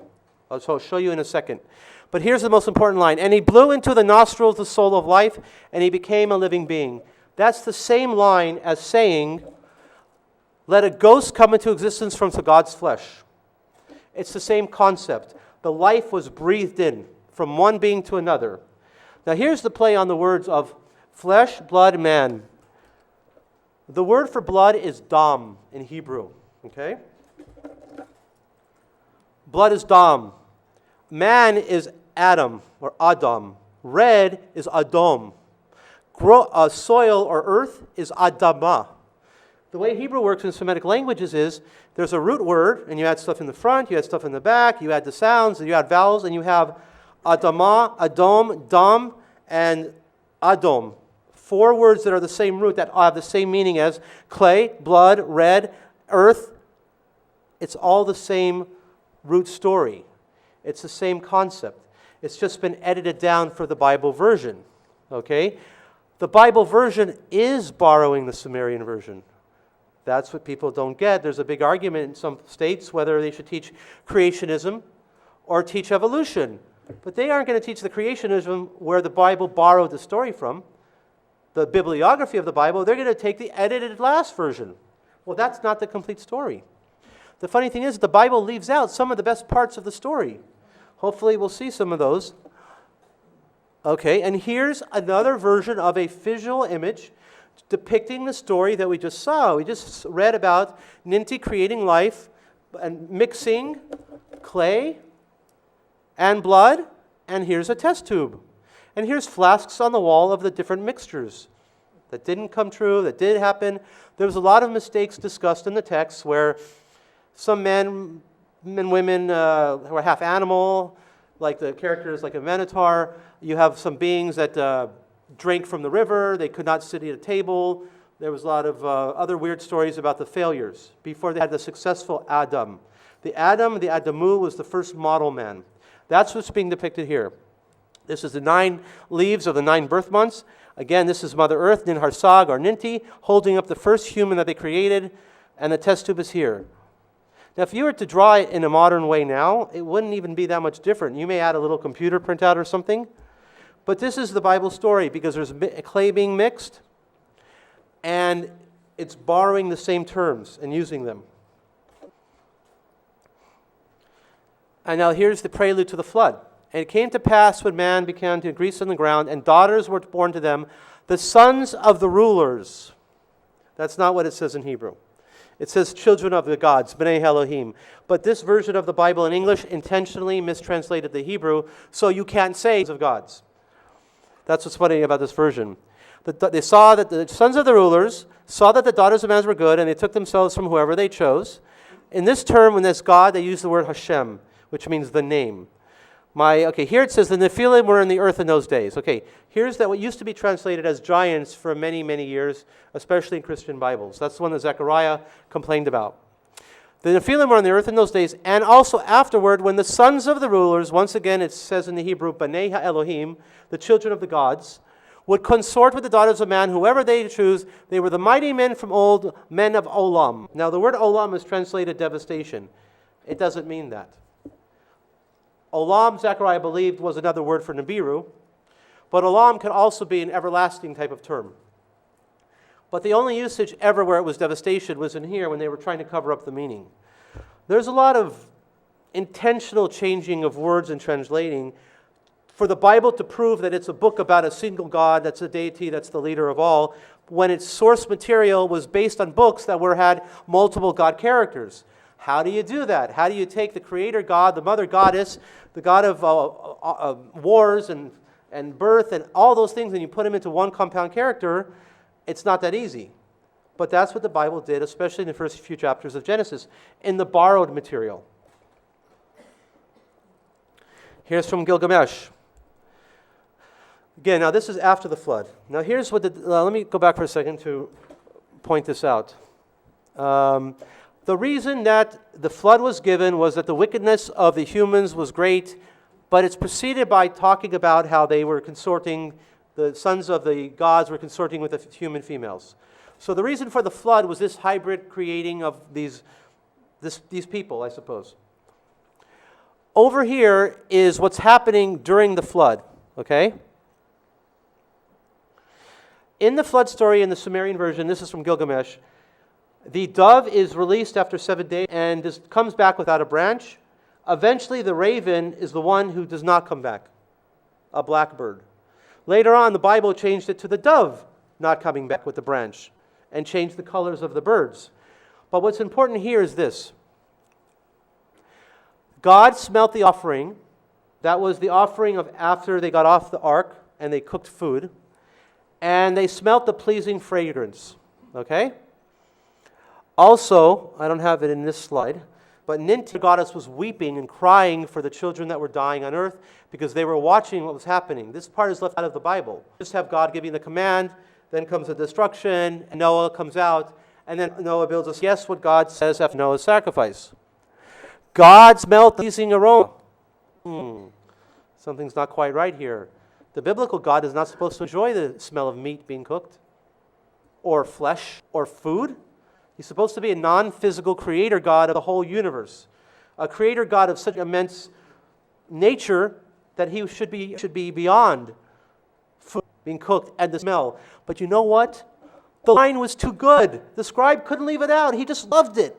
The God smelled the fragrance. The God smelled the pleasing aroma. We keep that in. What do you mean? How can you keep that in? Well, just leave it in. Okay, leave it in. God smelled the pleasing aroma. Now your copying came from. Now the copied material has a direct source because the line is exactly the same. Some stuff, of course, they kept out.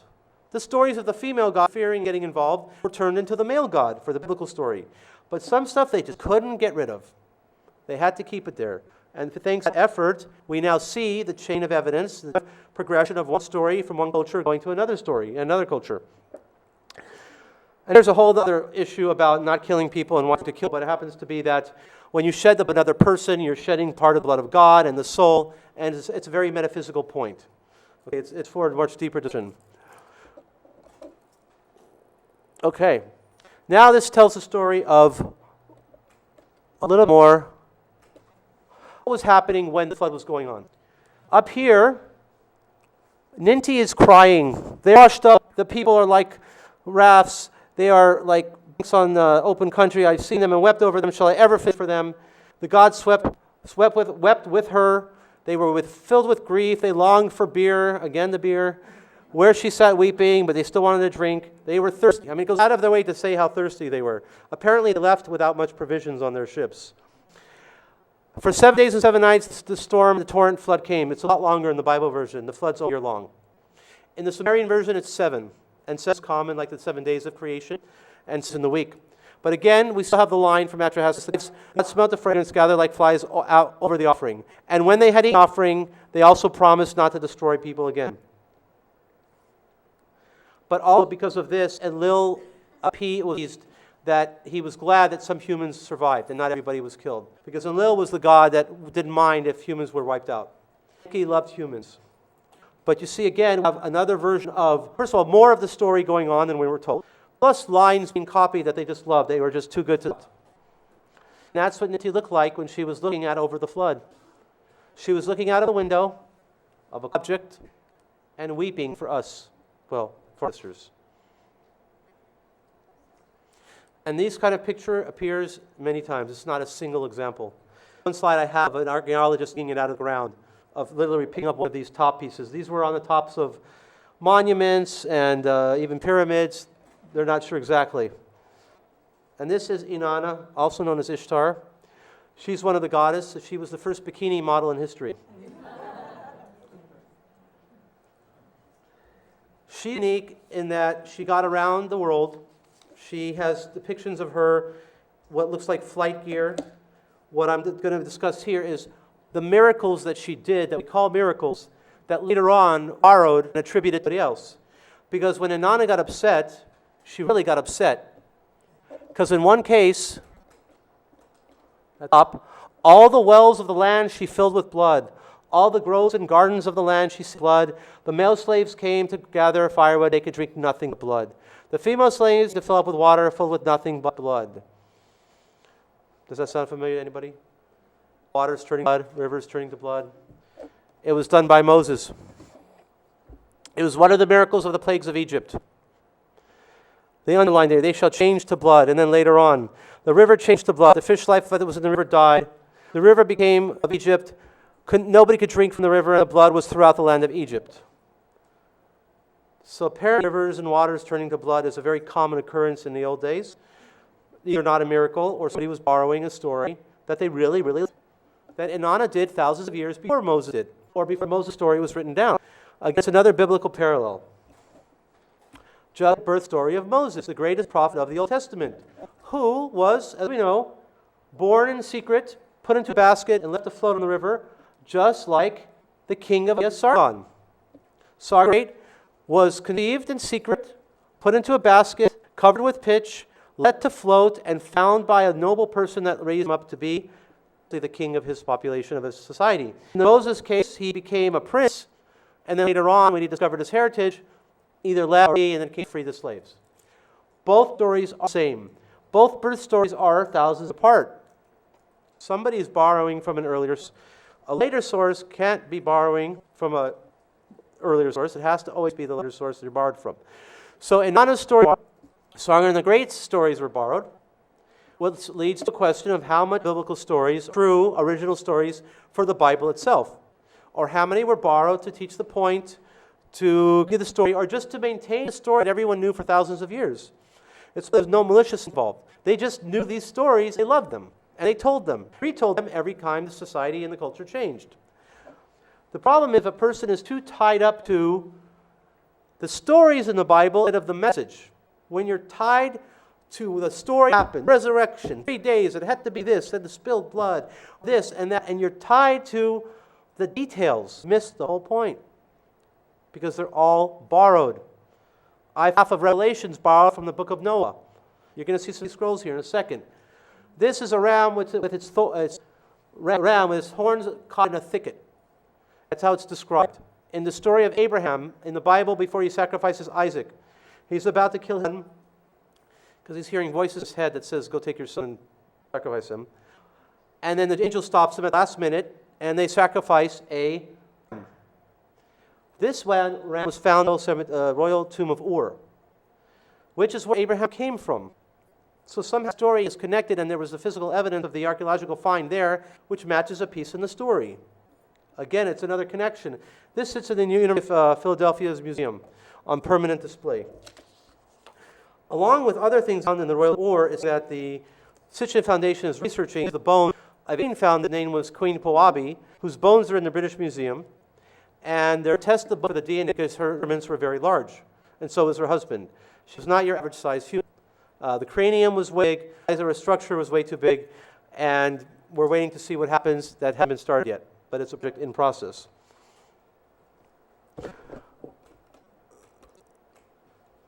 Okay. Now, this is from the Book of Giants, and it's from the Dead Sea Scrolls. And once again, it's out of time. It doesn't make sense. Because Gilgamesh is mentioned, who's involved, and they're having a conversation about what to do about it. But the Dead Sea Scrolls are supposed to be right after the time of Jesus, and for the next couple of hundred years after that, the time of the Essenes. But here they're quoting Gilgamesh in real time, speaking and getting involved and deciding what to do, and the giants rejoicing over them, and then there's Nephilim mentioned separately from giants. Well, that ties a whole era of thousands of years together that shouldn't be tied together. So it becomes a timeline now. Because you should not have these characters mentioned in this time frame. Well, of course, unless the Dead Sea Scrolls are completely different from what the official archaeologists think they are. It doesn't make sense. It's out of time. And I also wonder if the original Hebrew on here for Nephilim What does it say here for giants? Does this say Anakim? I assume it says Anakim, otherwise it would say Nephilim. But this is what they put in the English version. Unfortunately, this book doesn't have the Hebrew version in it. It just has the English. And the first version of this book that I got did not have the Book of Giants in it. I had to get the revised version a few years later to finally have them put this in. It was left out on purpose because of the agenda of the people that are releasing it. Okay, here you have Hammurabi being instructed by Shamash. Now, Shamash is the name of a god, but in Hebrew, the word for sun is Shemesh. So even though it's the name of a god, it's also a Hebrew term for an astronomical object, the sun. What he's doing is teaching Hammurabi the law code that Moses later on writes down that has similar statements. And what you get is an example of the king saying, I did not create this law code. I'm not taking credit for it. I'm telling you that I'm recording it as the God gave it to me. And here's what I told my scribe to do and my artist. I told him to depict me thinking, and depict my God sitting, and depict us having a conversation and a discussion and working out the details of what it means. Don't depict me being a genius and creating something new that hasn't existed before in the history of the world, because that's not what happened. He ordered them to create a picture of what history was. Human and alien interacting to create rules for humans on how we should behave, rules of crime and punishment, and rules of behavior. Here's one last shot of Zechariah showing we are in Mexico at Tula. This is called Atlantis of Tula. Okay? What he's showing us here is that this little guy has a torch that looks like a blowtorch. He can either melt rock or melt metal, but it's a tool. And we looked around at all of these things, and we found them using tools left and right. I mean, they just depicted them having tools in their hands and using them. For torch, for mining, for anything. If you come to another planet, you take to you, and then you use what is for that planet, like stone. Stone was created from the heat of the earth when it was formed. Therefore, stone is a good insulator against a rocket ship's fuel and exhaust, because it's created from heat. Lava, obviously, that's soft, came out of the earth, and then when it's dry, until you heat it up, it'll be solid. Same kind of example. If you come to earth, you don't bring with you big, gigantic, trusses and rods. You take tools and you build from what you find. That's what we find around. We find the evidence left behind of what was created and built, but we don't find the tools except for the depictions of the tools. This is the hardcover versions of some of the older books that make the Earth Chronicles series. There's a lot more books since this slide. But this is where they started. The 12th Planet was the first book, and it goes in order like this. After this, there's another 10 books, or 8. The Lost Book of Enki is a book that Zach compiled from fragments of over 800 different fragments from different cultures. So one of them could be Hittite, talking about a story. Then one of them could be from Turkey, where the story continues, but the name changes. Zach had an overall theory that the origins of religions all came from these stories that we've been talking about. So he say, doesn't that make us all brothers and sisters? Why are people arguing over the prophet who came, or the prophet of a specific country and their way of teaching, when the origin was united at some point? He believed in the unification of earth and the people of earth, not the separation of us, not believing in something's different to you when you die because you believe in something different, and therefore if the person doesn't believe what you believe, something different happens to you. He believed that we should be unified under the common or originating source of the material that we all have been subjected to the last version of, the last edited version of, the short version. Because even with everything I've shown you here, which was 50 slides and a couple, I have 256 slides in total. I can do a whole weekend that's just going and going and going, and it doesn't stop.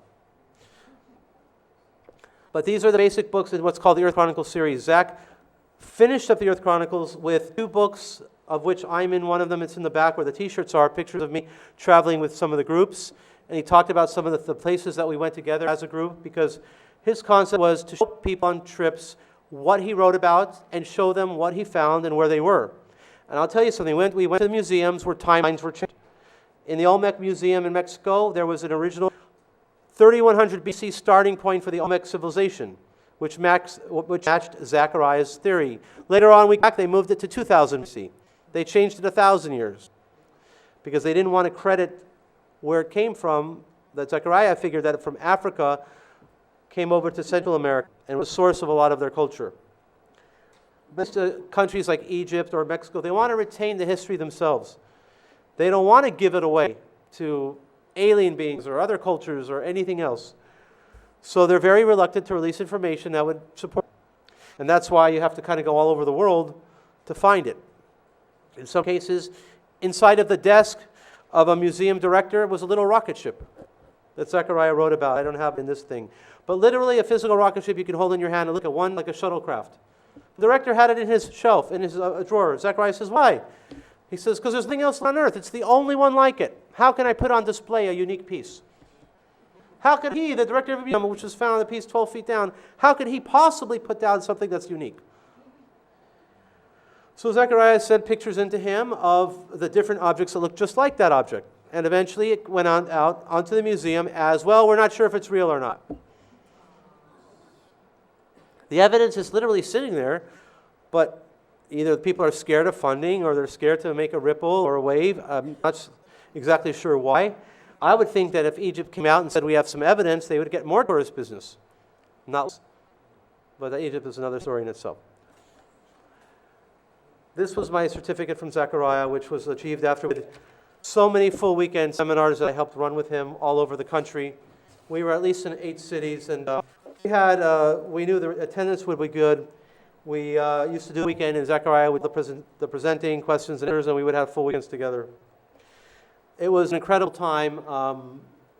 Forever will it change my life. I miss Zechariah a lot. His death affected me a lot more than I first thought in the beginning. And like Jason said, there isn't that many people that left who have the basis not only in the Hebrew, the Semitic languages to connect the dots and to understand how they influence us today and how we're still using them today. So hopefully this is just the first of a new series of lectures, part 1 of Zechariah's Best Evidence.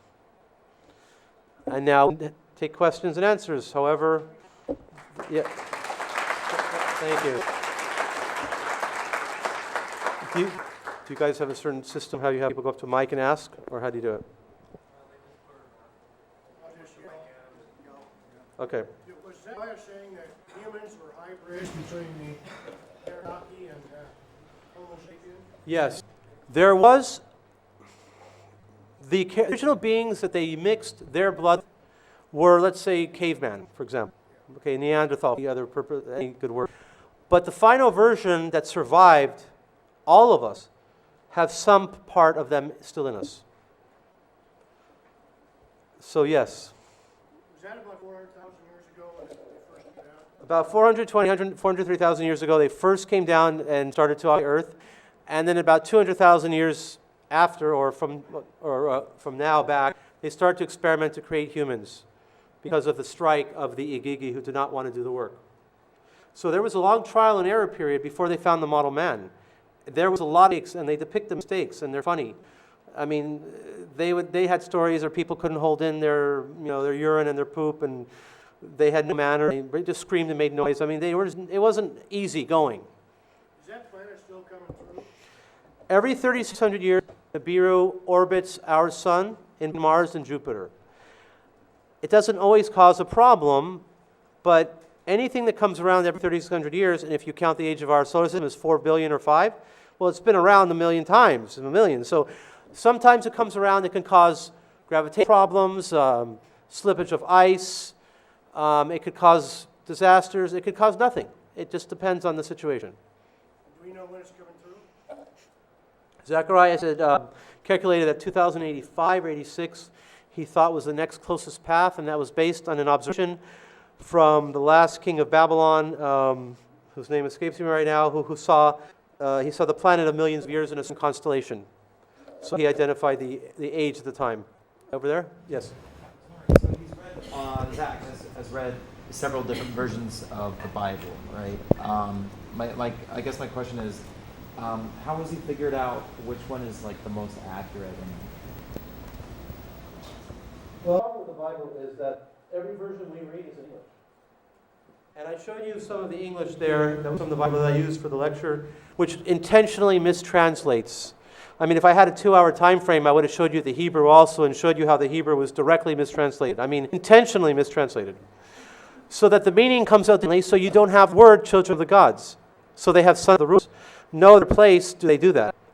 But in these specific situations where the Bible is borrowing an older story, and you can identify that older story by looking at those lines that are similar, those are the times where those mistranslations occur. So there's still King James versions that says giants. But now there's been a big move. If I look a lot at the bookstore and I see now it says Nephilim a lot. It's giants. They've taken away the giant word. And I can't think of any other author other than Zechariah who's brought it a big deal. So which version is right? One that's not in English. Yes, okay, Bob. Is there any evidence that suggests that there was more than one God source from different places? Well, yes. The evidence, though, it's like roundabout. In other words, the Anunnaki believed the creator of all. They didn't think they were the creator of all. Humans thought they were the creators of all. They saw them doing advanced things. Flying around, lighting witches, fires from a fire stick that lights a barbecue. Anything advanced to say miracle was a technology. But the Anunnaki believed in the creator of all. So they believed that their path and what they did on earth was part of that God's mission. So they had their own religion. And they didn't believe they themselves were gods. They just said it was okay for the humans to believe they were gods. It served their... Okay, over there, yes. The text for Anana Church, what was that from? Myths from Mesopotamia. Okay.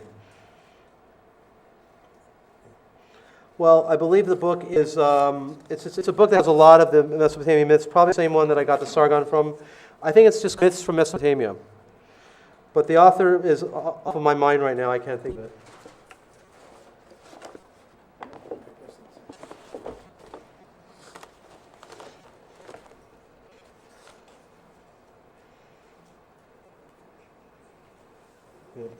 Any other questions? Okay. One of the things you probably know of people would be interested in, since you've mentioned Hammurabi, you Google a code of review the prologue. It's a direct tie-in with all the Anunnaki, including Marduk. Yes, also the Law Code of Hammurabi matches Code of Moses a lot. An ox, a hand for hand, and an ox, and we shall kill your ox. These are laws of codes, crimes and punishments. A lot of them are copied. I mentioned that some of Revelations is copied the book of Noah, or Enoch. When Noah, in the Dead Sea Scrolls, Noah was born, he shined like a light. He shined so bright that his father asked to the wife, "Whose child is this? It can't be mine. This can't be mine." Does that sound familiar to anybody? So the solution was, let's go to Methuselah, the oldest person who's living, and ask him. And he said, don't worry about this character Noah. He's going to be a savior to your civilization. He's a son of the sons of heaven. And the same thing was written about Jesus later.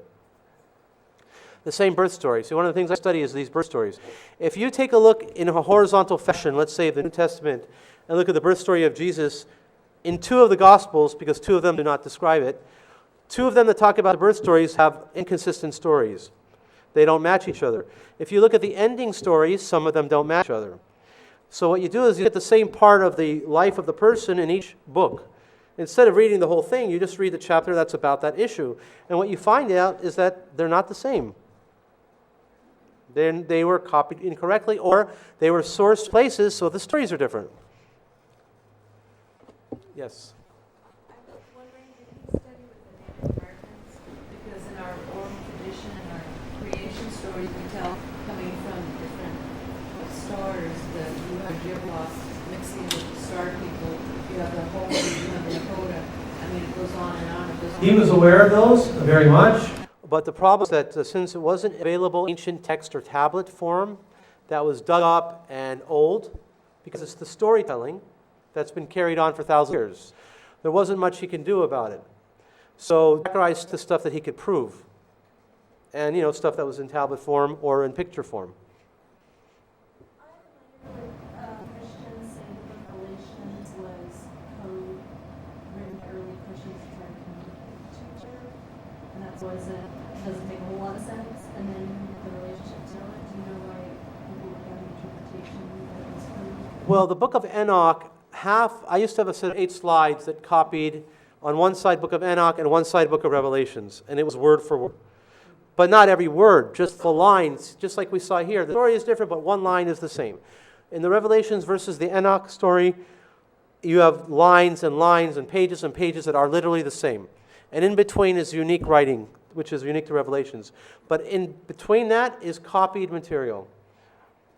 And it makes sense that in the year 0, whatever stories they've known for thousands of years are the stories that they know. And so those stories keep repeating themselves. Brothers that fight each other. Characters who die or thought to come back alive. We've seen stories of blood rivers and being born in secret and putting to baskets and being found to be... There's archetypes that Joseph Campbell wrote about that end up like in the Star Wars movies. The farm boy who's raised up to civilization, or the princess. All of these archetypes keep repeating themselves. Yes? Why do critics disagree or try to describe Zechariah? Because they cannot create a new paradigm on their own of their own body of knowledge. And since they're stuck without creating something new, they turn to destroying something that's... This is a typical behavioral pattern of a debunker or somebody they call a leveler. A leveler or aggressive, somebody who tries to depress down you already to the level. Brings the intelligence down, brings the conversation down from the data, the evidence, to personal attacks. I met with Michael Heiser that Jason Martell mentioned. I scheduled it with him many years ago. And he said to me something like, well, there's this one word in here in Zach's book. Yeah, it was mistyped by the type. So what? Well, it's wrong. Okay, but that's a word out of 2,000 pages of material. It doesn't discount anything else. He even told me that all these plural terms are plural, except one term, one he didn't agree with. One of them he agreed with, one he didn't. That was the basis of his argument. The basis of his argument of Sinner Seal V2/3 is it can't show the sun because the ancients didn't draw suns with rays of light coming off. Nobody ever did this in history. I mean, it's a stupid comment. Every kid drew it like this. Yeah, I used to. Me too. I said to him, it was just to hear it is incredible. Okay. If you have more questions, I'm sure that Eric would be willing to stick around, maybe outside, so that we'll clear the room by the time that we get out of here. Thank you very much, Eric. It's great talk. Thank you. I enjoyed it. Thank you very much.